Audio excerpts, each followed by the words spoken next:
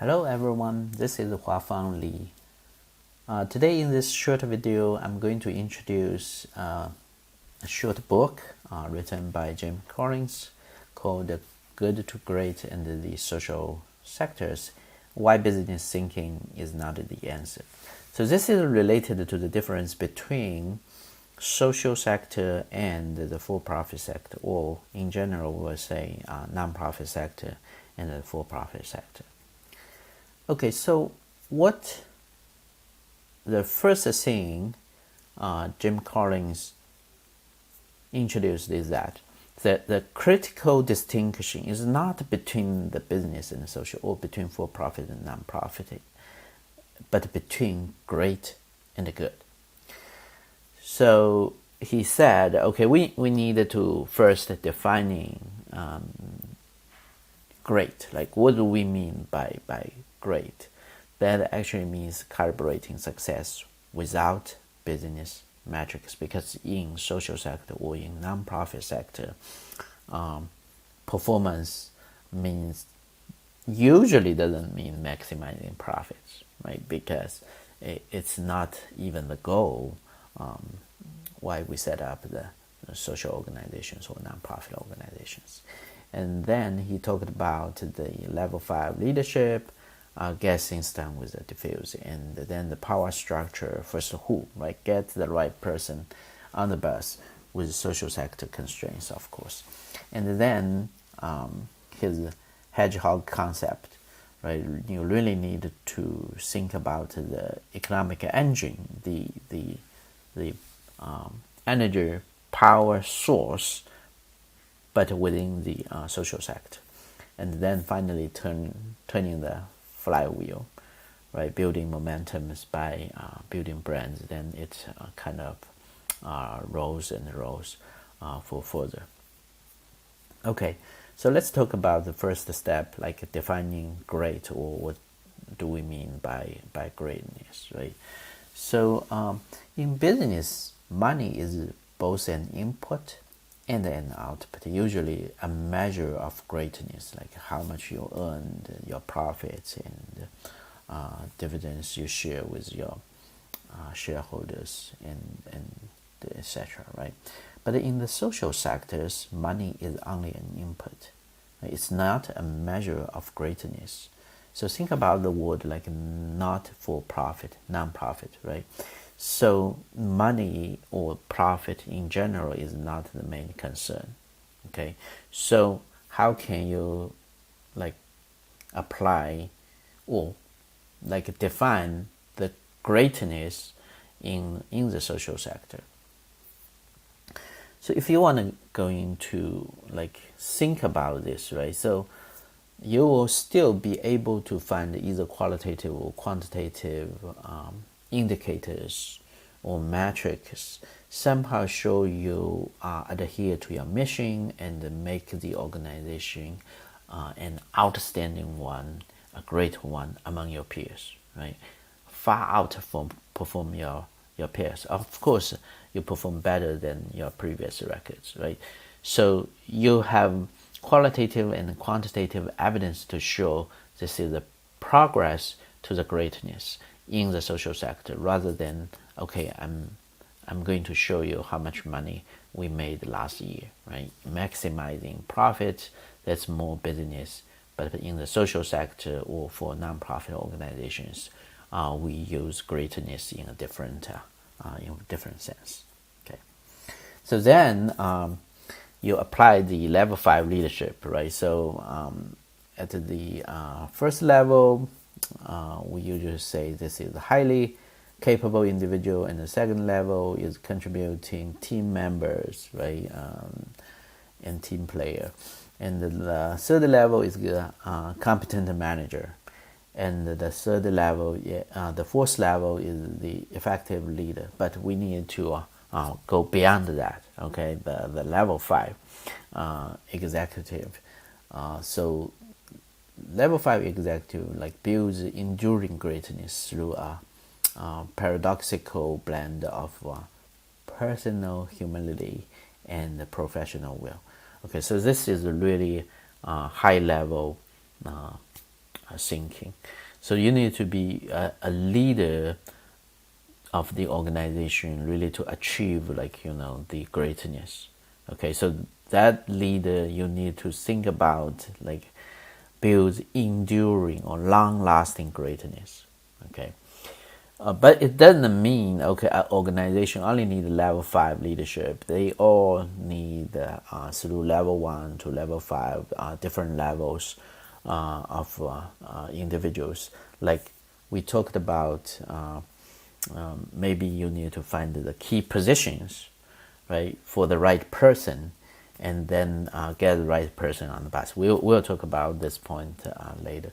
So social sector leaders are not less decisive than business leaders. Okay, they only appear, right, that way to those who fail to grasp the complex governance and diffuse power structures common to social sectors. So really, we first need to understand what greatness means for the social sector, then apply these to the level 5 leadership, and of course other level of leaders as well, right? And then facing the question, right, you identify the key positions, and then of course who you are going to bring to fill in those positions. So in the nonprofit world, where getting the wrong people off the bus can be more difficult than in a business, right? Business, you simply say, okay, I'm going to fire you. While in nonprofit world or in the social sector in general, it's much harder. You have more legal scrutiny, you have more public scrutiny. So it's not that easy as a private sector. And there's no perfect interviewing technique, no ideal hiring methods, and even the best executives make hiring mistakes, right? So you only know the people, why certain people can work well in the nonprofit sector by working with them, right? Know these people and then bring them on board. So you can't simply say, okay, we are going to outsource our talent management by hiring people from the outside, or especially from the business side, because that person can do business well doesn't really necessarily means he or she can lead a nonprofit organization successfully to the greatness. All right, then we really needed to focus on this called the hedgehog concept, right? So there are 3 different circles. The first circle is passion, right? Understanding what your organization stands for and why it exists. So the passion you need to look at, and what you are really deeply passionate about. You need to figure that part out, okay? And then we look at what you can be best at, all right? So best at is understanding what your organization can uniquely contribute to the people it touches, it serves, better than any other organizations, all right? So that's figure out kind of your uniqueness, right? Your passion, your uniqueness, your best at, and then what drives your resource engine. All right, so the resource engine refers into understanding what best drives your resource engine, broken into 3 parts: time, money, and the brand. All right, it's not really necessarily means time, money, and the people. Okay, it's the brand. So the third circle, these 3 circles, right? So then the overlaps in the core. So that's where you need to find your the hedgehog, right? So the third circle of the hedgehog concept shifts from being an economic engine to a resource engine, because economic engine refer to the for businesses, for-profit sector, right? So now we are talking about the non-profit public sector. We refer to a resource engine.